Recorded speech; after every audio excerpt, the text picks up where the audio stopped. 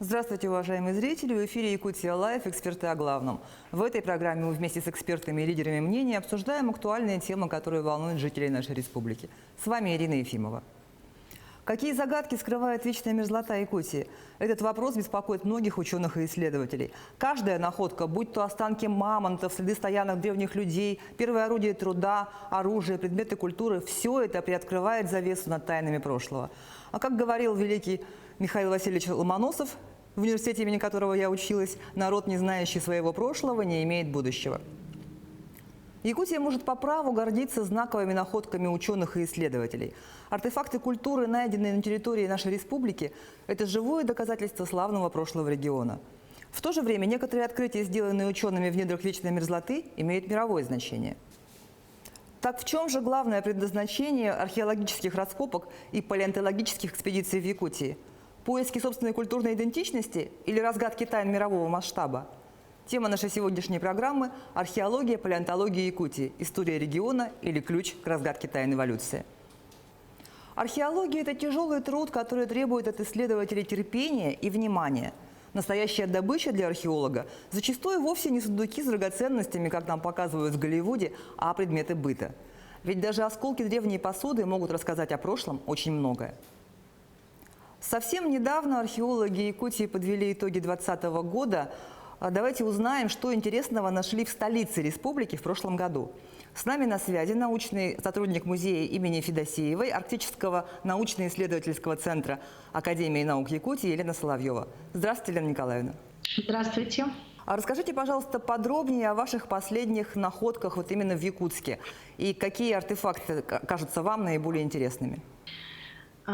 Действительно, в этом году у нас выдался очень удачный и очень интересный полевой сезон, в ходе которого мы собрали достаточно богатую, интересную коллекцию, которая позволяет реконструировать относительно далекое прошлое, которое насчитывает несколько столетий, прошлое горожан, проживающих в нашем городе. Вообще археология как наука, она позволяет не только дополнить, скажем так, информацию, которая известна по письменным источникам, но и приоткрыть совершенно что-то такое новое, неизвестное, что на бумаге, на других носителях материальных зафиксировано не было. В этом году мы вели раскопки в исторической части города Якутска. По нашим предположениям, именно в этом месте должен был сохраниться культурный слой исторической части города 17-19 века. Но раскопки показали, что в 17 веке эта часть города, в общем-то, видимо, представляла собой периферию, городскую периферию, и такое активное городское строительство, городская застройка начинается только в XVIII веке. А мы говорим с вами сейчас о бульваре Учителя? Нет, сегодня мы говорим с вами о раскопках на улице Ярославского. На улице Ярославского.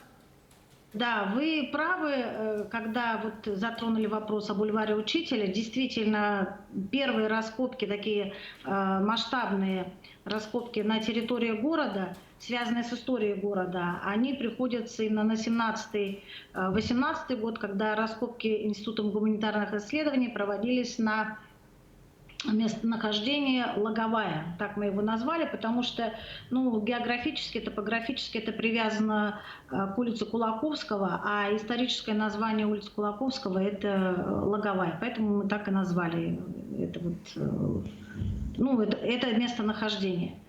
А в этом году мы продолжили раскопки, и горожане прекрасно понимают, что улица Кулаковского и улица Ярославского – это параллельные улицы, расстояние между которыми, в общем-то, не такое большое. Поэтому мы предполагали, что те же самые артефакты, которые были обнаружены в свое время на Логовой, мы обнаружим и на улице Ярославского. Но улица Ярославского преподнесла нам несколько сюрпризов. То есть мы здесь смогли найти дополнить информативную часть о быте горожан, о духовной жизни горожан 18-19 века теми находками, которые были сделаны именно на Ярославского. В этом году раскопки преподнесли нам, конечно, несколько сюрпризов. Мы, например, обнаружили впервые на территории города Якутска курительную трубку, вернее, часть курительной трубки турецкого типа, так называемую османскую трубку, или как их еще называют, султанка.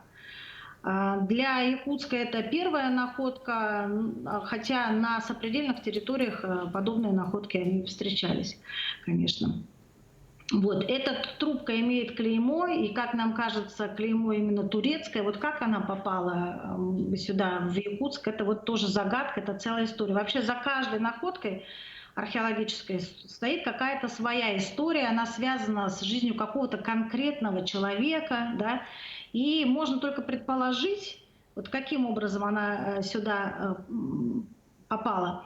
Первоначально эти трубки, курительные трубки, они вообще появились в XVIII веке, связаны они с русско-турецкими войнами первой половины, середины XVIII века. И сначала они появились у профессиональных военных, да, и торговцев профессиональных, которые вели торговлю вот с Османской империей. А впоследствии мода распространялась уже во второй половине XVIII века, она распространилась уже среди аристократов. То есть можно предположить, что человек, которому принадлежала наша трубка, он такой непростой человек, с какой-то такой интересной историей, с интересной судьбой. Вот. Еще одна интересная находка, это мы уже говорили в разных средствах массовой информации, это ядро одногривенковой пищали, каменное ядро. Вот. Вообще первые артиллерийские пищали появились только в Головинском остроге. То есть, например, искать пищали на местах, где там предположительно первый острог был основанный Петром Бекетовым, видимо, не имеет никакого смысла, потому что первые пищали были завезены именно Головиным и теми стрельцами, которые его сопровождали. И это, собственно говоря, стало началом российской артиллерии на всем северо-востоке России. Спасибо, Елена Николаевна, это очень интересно. Скажите, пожалуйста, а есть ли какие-то уникальные подходы к раскопкам, которые используются только в Якутии, связанные с нашей вечной мерзлотой, может быть? Да, к сожалению, в этом году мы столкнулись с этой проблемой. Мы и раньше, конечно, с этой проблемой сталкивались, но в этом году у нас были площадные раскопки, большие такие по площади, и поэтому вечная мерзлота, она, конечно, осложнила нам значительно работу. Мерзлотоведы, геологи-мерзлотоведы, я помню это еще по раскопкам на Логовой, они утверждали, что вечная мерзлота у нас в городе Якутске начинается там на уровне 2 метров, что ли, да. Но к сожалению, в этом году мы столкнулись с тем, что уже чуть ниже 70 сантиметров от дневной поверхности уже пошли такие многолетние мерзлые грунты, и копать их невозможно. Практически этот грунт, он похож на асфальт, на камень. Нужно ждать, терпеливо ждать, когда потихоньку идет оттайка, а оттайка сопровождается скоплением влаги. И эти грунтовые надмерзлотные воды, они никуда не уходят, мерзлота не дает им уходить куда-то глубже. И поэтому это, конечно, значительно осложняет. Грунт очень тяжелый. И потом есть такая вероятность, что в этом грязном грунте мы что-то можем упустить ценное. Поэтому нам приходилось не только аккуратно, тщательно вести раскопки и прям, скажем так, тщательно просматривать каждый сантиметр грунта, который мы вынимали, но еще и ввести, скажем так, второй уровень просмотра грунта. Это у нас ребята работали с просеиванием грунта, но представьте себе, что такое просеивать мокрый грунт, это, конечно, очень тяжело.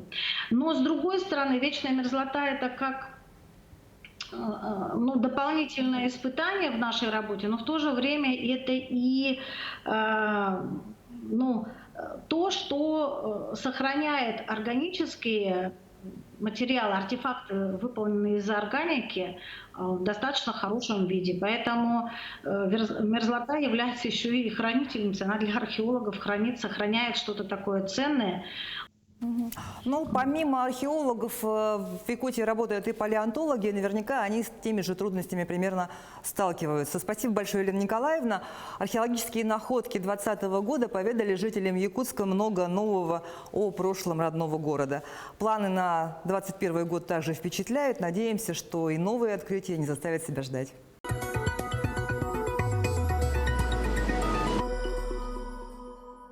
Раскопки в условиях вечной мерзлоты – непростое занятие. Однако результаты стоят затраченных усилий. Многие из открытий, сделанных в Якутии, не раз привлекали внимание мирового сообщества. Артефакты, археологические объекты, также теории, которые возникали в связи с находками, зачастую становились предметами оживленных споров между учеными. Сегодня мы затронем некоторые из дискуссионных тем. С нами на связи руководитель Музея арктической археологии имени Федосеевой Николай Кирьянов, доктор географических наук Института мерзлотоведения Российской академии наук Алексей Галанин и ведущий специалист по раннему палеолиту, профессор Института археологии и этнографии Российской академии наук Антон Анойкин. Здравствуйте. Добрый день. Здравствуйте. Николай Сергеевич, первый вопрос к вам. Как вы думаете, в чем особенности якутской археологии? Что делает ее уникальной? Археология как наука вообще уникальна и касается, мне кажется, каждого человека, потому что она связана с наиболее ранними этапами человеческой истории, которые интересны каждому. Что касается якутской археологии, ее уникальность состоит, наверное, в нескольких аспектах. Во-первых, Якутия расположена на территории Северо-Восточной Азии. Это то место, откуда происходило заселение американского континента. И поэтому те археологические культуры, находки, которые обнаруживаются в том числе в Якутии, имеют значение в том числе и для решения вопросов о заселении американского континента. Во-вторых, Якутия, большая часть территории республики входит в зону распространения вечной мерзлоты, или, как ее по-научному называют, криолитозоны. Соответственно, здесь наблюдаются наиболее экстремальные условия для проживания людей. Именно в Якутии находятся два полюса холода, Аймикон и Верхоянск, где среднегодовые температуры достигают самых минимумов. То есть это самое холодное место на планете, за исключением Антарктиды, где проживает человек. И, конечно, адаптация людей, древних людей к таким экстремальным условиям тоже представляет интерес не только с точки зрения истории, не только с точки зрения геологии, но и с точки зрения биологии, медицины, вообще как люди адаптировались, жили, что они использовали. Это вот вопрос того, на что способен человек и каких вершин он может достичь даже в самых жестких условиях. Такие две ключевые позиции я бы выделил, потом в ходе дискуссии можно что-то уточнить. Спасибо. А какую роль занимает арктическая и якутская археология в рамках общероссийских исследований? В рамках общероссийских, на данный момент арктическая часть республики изучена с точки зрения археологии, конечно, в сравнении с центральными регионами, недостаточно.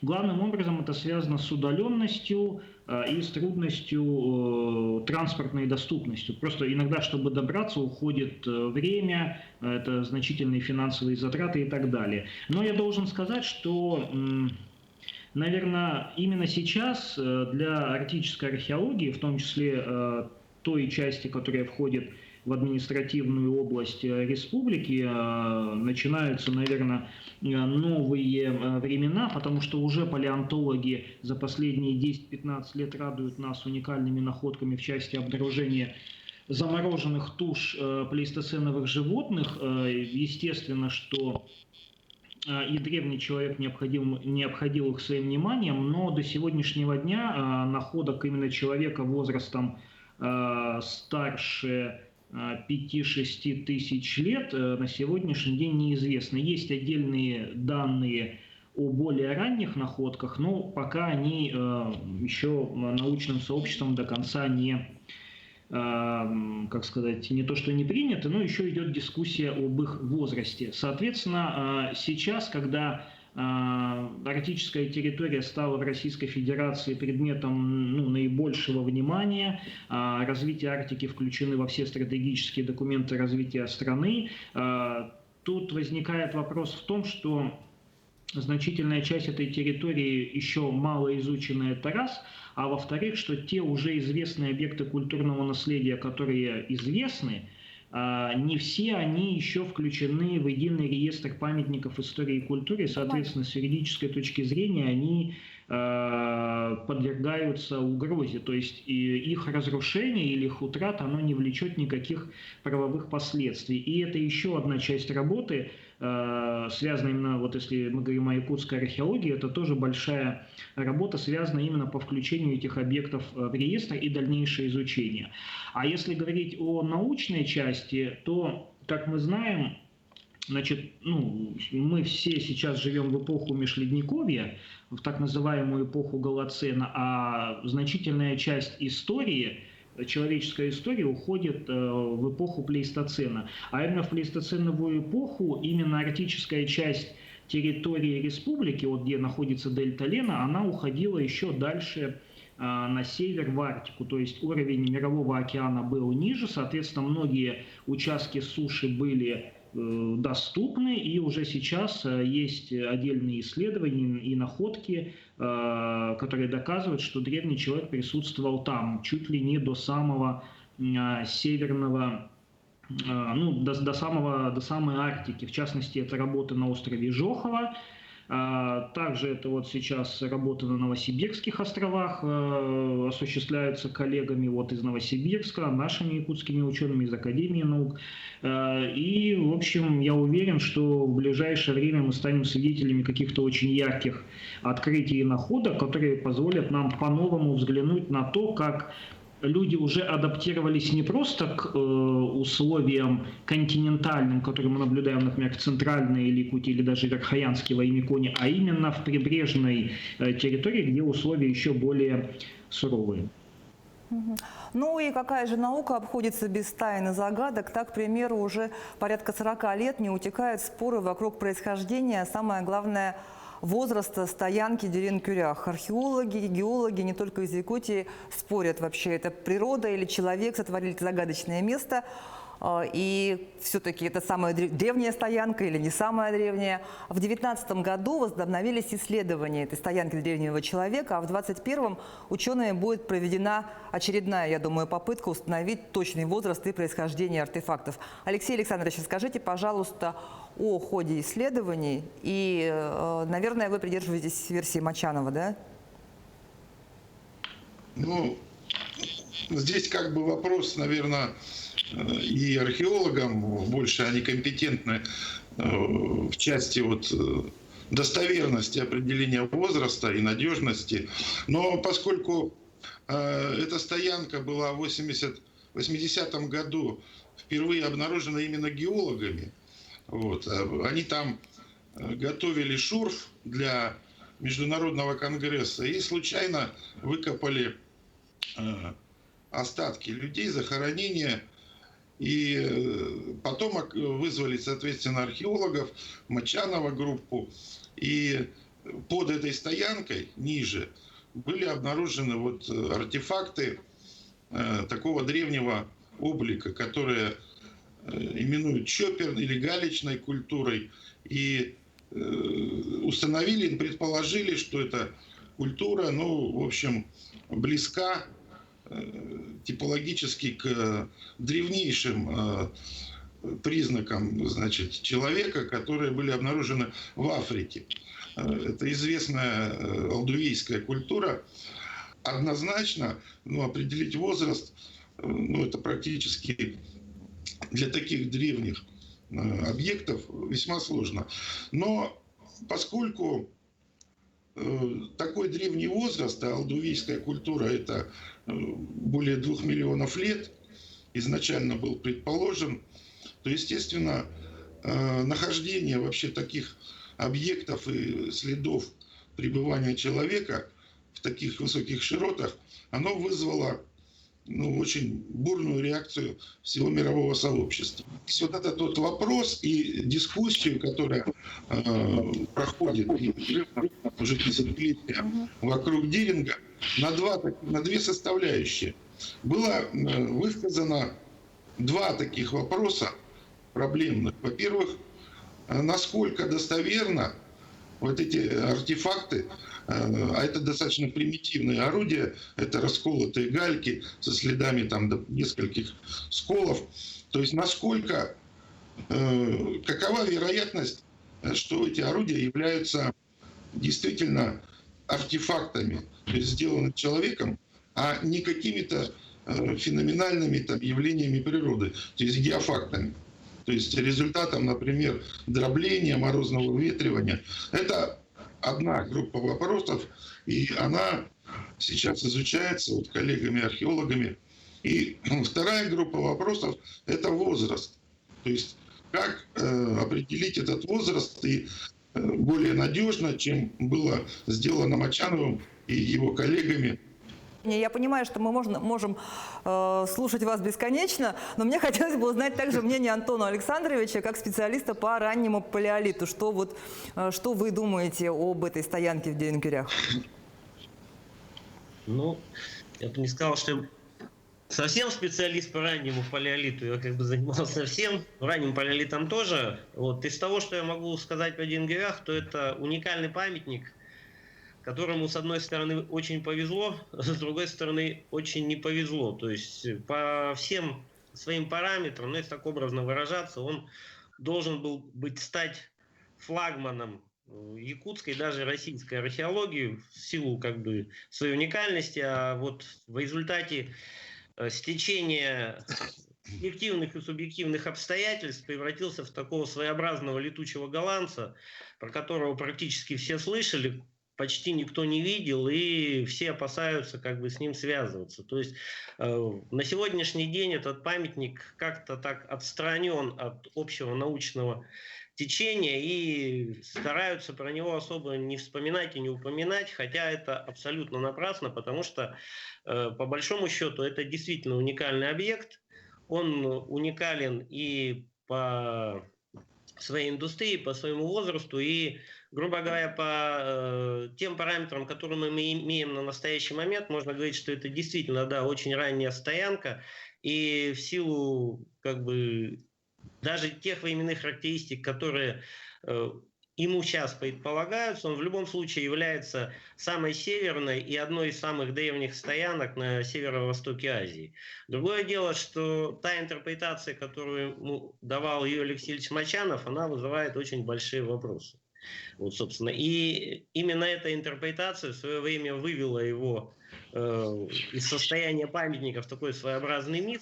И, как я считаю, вот сейчас новый этап исследований, он как раз направлен на то, чтобы вернуть этот памятник из мифической составляющей в реальность и сделать его тем, чем он должен быть. То есть это должен быть опорный памятник палеолита Якутии и Азии в целом. Собственно, на мой взгляд, он им является. Ну, как бы вот так. Спасибо большое. Ну, как мы знаем и как мы уже упоминали до этого, раскопки в Дерен-Кюряхе в 1982 году начал выдающийся советский и российский археолог Юрий Мочанов, который по результатам работ выдвинул теорию внетропического происхождения человека. Лично мне она кажется очень логичной. Вот, может быть, Николай Сергеевич, коротко, в двух словах вот расскажите об этой теории, насколько она реалистична на ваш взгляд. Но я должен сказать, что это теория не Юрия Алексеевича Мочанова, это теория немецкого естествоиспытателя Морица Вагнера, который был современником Чарльза Дарвина, который, когда Чарльз Дарвин опубликовал свой известный труд «Происхождение видов» в 1871 году, то в этом же году вышла и ответная работа Морица Вагнера, где он писал, что очень уважает Чарльза Дарвина как выдающегося исследователя, ученого, но он с ним был принципиально не согласен в той части, что происхождение человеческого вида должно было происходить именно в тропическом поясе. Между прочим, Чарльз Дарвин никогда не писал, что человек произошел именно в Африке, он писал именно о жарком тропическом поясе, куда в частности входит и территория Центральной Азии, в частности, субтропическая территория той же Индии, там, территории Китая. И до находок в Африке именно с азиатским континентом ученые связывали происхождение человека.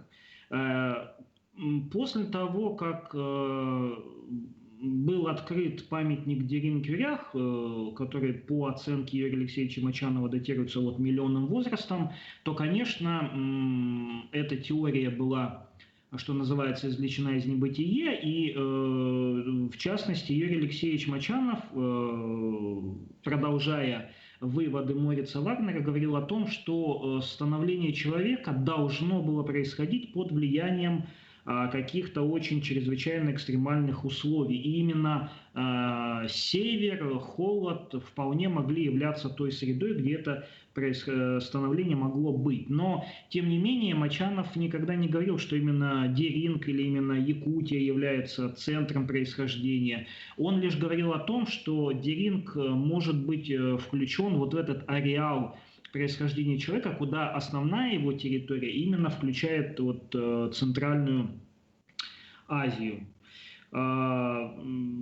Конечно, если так рассуждать обывательски и по-простому, то Юрий Алексеевич, когда приводил свои мнения, он говорил, что проще человеку с юга идти на север, постепенно одеваясь в одежды, шкуры и так далее, или идти с севера на юг, снимая с себя одежду и так далее. Я могу сказать только то, что основные признаки становления человека, мы сейчас говорим о таких вещах, конечно, фундаментальных, которых тут великие ученые сломали голову, а нам в рамках одной передачи нужно как-то это емко уместить. Я бы сказал, что освоение огня,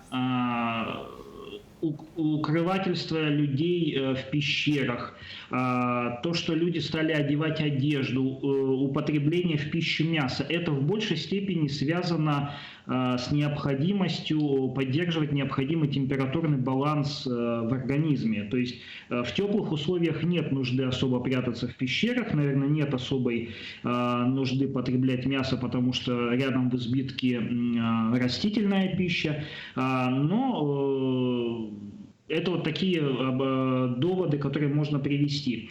Но на сегодняшний день ученый мир, как известно, целиком и полностью признает теорию происхождения человека из Африки, потому что именно там действительно найдены самые ранние находки именно даже не столько людей, а предков людей, там в частности австралопитековых и так далее.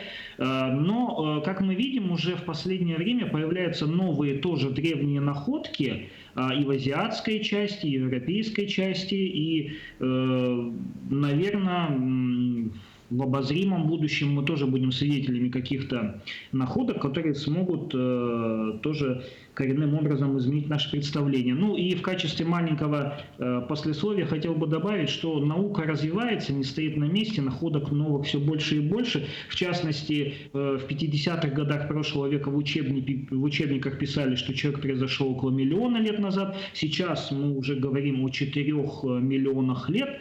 Так что покажут будущие исследования, посмотрим.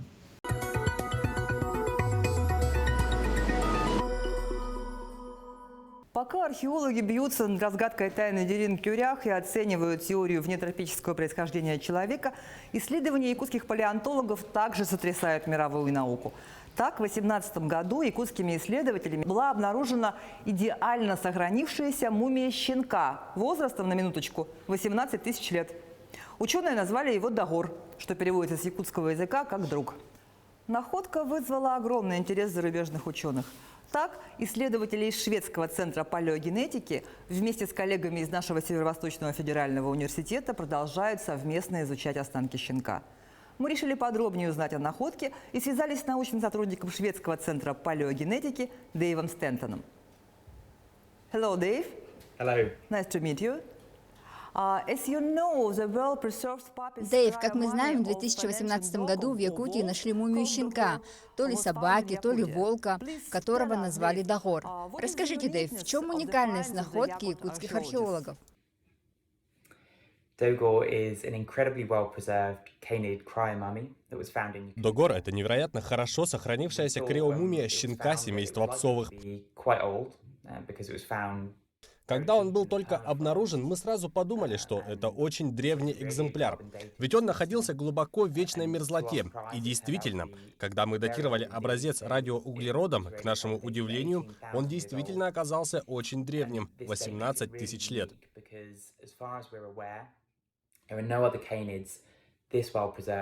Возраст находки делает ее действительно уникальной, потому что, насколько нам известно, нет других псовых, так хорошо сохранившихся с этого периода времени.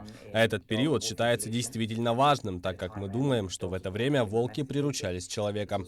Также это время быстрого изменения климата, которое могло быть действительно ключевым в образовании нового вида — собак.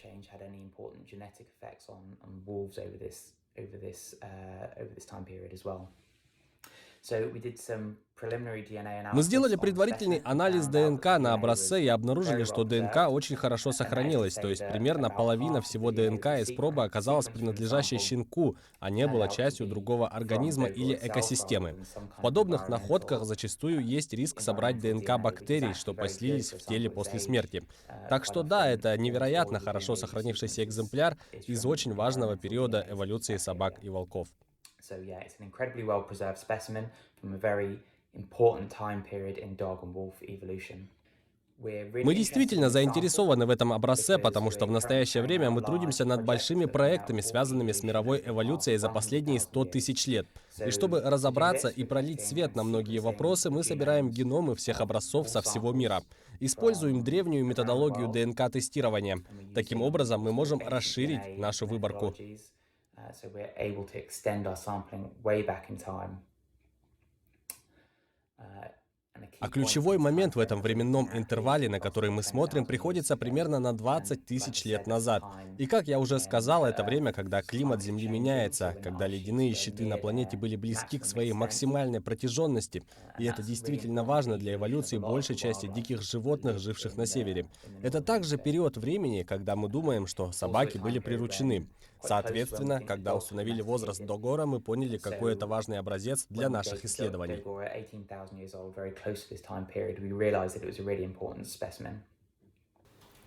Thank you very much, Dave. Дэйв, спасибо. Ваш научный центр проводил ДНК-исследования щенка Догор. А проводились ли исследования и других древних собак, обнаруженных в Якутии?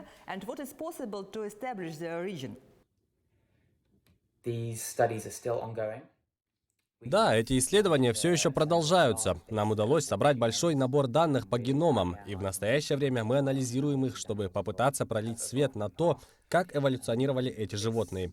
И это исследование — результат совместных усилий ученых со всего мира, в том числе из Якутии. Мы продолжаем нашу работу и надеюсь, что можно будет опубликовать некоторые из этих результатов позже в этом году.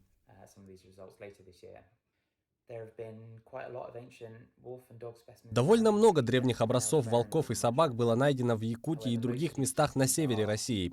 Тем не менее, большинство этих образцов представляют собой кости или зубы. А что делает уникальным щенка Догора, так это сохранение мягких тканей, как, к примеру, кожа, а еще шерсть, которая тоже превосходно сохранилась. Правда, данных материалов все же мало, чтобы точно понять и изучить животное такого возраста. Хотя есть и другие примеры. Еще один щенок, которому около 15 тысяч лет. Да, он немного моложе, чем Догор. Генетический тест показывает, что он сильно отличается от современных волков, хотя это довольно сложно понять наверняка, потому что нам нужен больший набор данных для сравнения. Но мы также провели его вскрытие и в желудке нашли кусок законсервированной холодом ткани. Сделали анализ ДНК, и оказалось, что это вымерший древний носорог. Это очень интересно. Может, этот щенок действительно съел одного из последних оставшихся носорогов, прежде чем они вымерли. В Центре палеогенетики в Швеции в настоящее время проводится большое количество различных археологических и палеонтологических исследований. Одним из примеров этого является проект по изучению пещерных львов, который мы выполняем в настоящее время. Мы используем в качестве геномов образцы пещерных львов со всей Евразии, включая, конечно же, Якутию, и выясняем, как они связаны с современными львами и как получилось, что они вымерли, тогда как современные львы добрались до наших дней.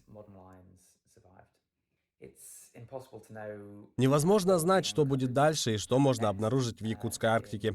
Но, безусловно, может оказаться, что найденные в будущем образцы из этого региона, вероятно, будут важны для понимания исторического развития и исчезновения многих видов на планете. Так что вполне вероятно, что будет еще много интересных находок из Якутии в ближайшее время. И последний вопрос. Хотели бы вы приехать в Якутию и побывать на раскопках лично? О да, я бы с большим удовольствием посетил Якутию. На самом деле, я должен был ехать на раскопки в Якутию в 2020 году. Но из-за пандемии и закрытия границ поездка отложилась на неопределенный срок. Но я надеюсь, когда снимут ограничения, обязательно побывать в Якутии. Thank you very much. Goodbye. Bye.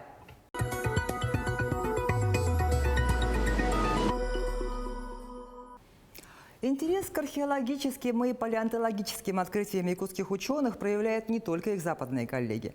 Последние находки вызывали интерес и у широкой публики. А так, крупнейший телеканал Европы, французский ТФ1, планирует отправить в Якутию корреспондентов. Давайте узнаем, что же заинтересовало западных телевизионщиков. С нами на связи корреспондент французского телевидения Марк де Шевинье. Марк, здравствуйте. Расскажите, пожалуйста, какие темы в Якутии редакция вашего канала хотела бы осветить?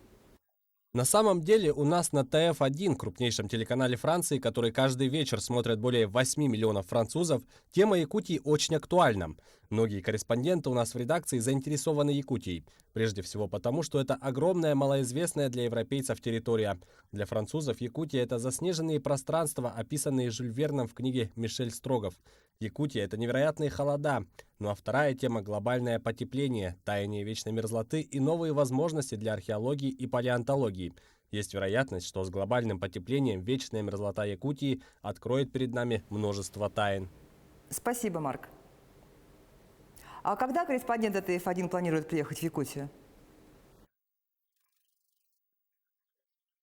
Мы ждем, когда наконец потеплеет, окончательно откроют границы. И этим летом мы отправим в Якутию по меньшей мере одну съемочную группу, чтобы показать археологические и палеонтологические раскопки, процесс изучения вечной мерзлоты. Быть может, нам повезет, и мы увидим, как в Якутии находят прекрасно сохранившиеся останки мамонтов и других животных, которых мы еще никогда не видели. А что вы думаете о внетропической теории происхождения человека? Популярны ли сюжеты на эту тему во Франции? Вообще, сюжеты на эту тему весьма популярны на французском ТВ. Как вам известно, во Франции находится множество стоянок древнего человека. Так, например, у нас есть известная пещера Ласко с потрясающими наскальными изображениями. Также недалеко от города Перпиньян в пещерах были обнаружены самые древние в Европе останки человека. Например, зуб возрастом 560 тысяч лет. И о каждой новой находке мы обязательно рассказываем у себя на канале. Во Франции многие историки, антропологи и археологи изучают расселение первых людей по планете. Да, преобладает теория, что колыбель человечества — это Африка. При этом ученые отмечают, что, возможно, люди дошли до северных территорий современной Якутии и обосновались там куда раньше, чем предполагалось. Спасибо. Спасибо за интерес к нашим проектам, спасибо за вопросы. Надеюсь, что однажды смогу побывать в Якутии. Археологи и палеонтологи Якутии успешно справляются с поставленными задачами. Находки якутских исследователей важны как для понимания истории республики, так и для антропологии, биологии и генетики. Многие артефакты проливают свет на теорию эволюции, сообщают новые подробности расселения людей по планете и в целом вносят огромный вклад в мировую науку. Находки якутских археологов и палеонтологов привлекают экспертов из разных областей, создают базу для прочного международного сотрудничества. С вами была программа «Якутия Лайф. Эксперты о главном» и я, ее ведущая Ирина Ефимова. До свидания.